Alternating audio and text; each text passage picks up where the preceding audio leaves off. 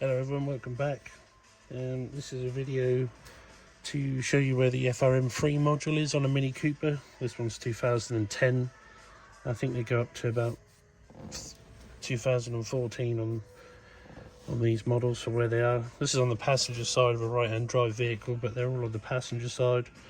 On the newer ones, they have the junction electrical box on the driver's side.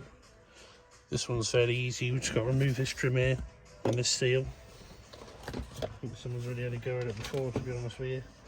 It's got a lot of faults, fog lights not working and stuff. So this trim's just on poppers. Someone has been in there before. That pops off anyway. You've got the usual pop clips on there.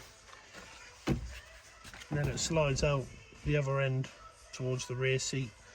Push it towards the glove box and it'll come off.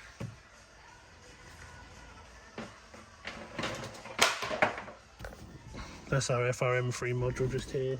Normally held on by a couple of 10 mils.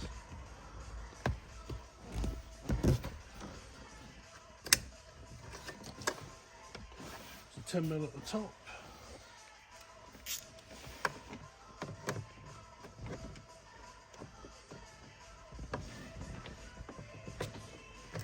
Yeah, that one was already loose as well. Someone's definitely been in here before.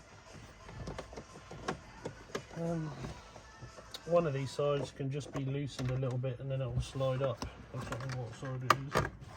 It's not on that side, that's a certainty. There's one at the bottom here as well. Another 10 mil. Once you crack that loose, it should slide up. It's not allowing it on this. The wires keep caught under the carpet. Let's just get it right off.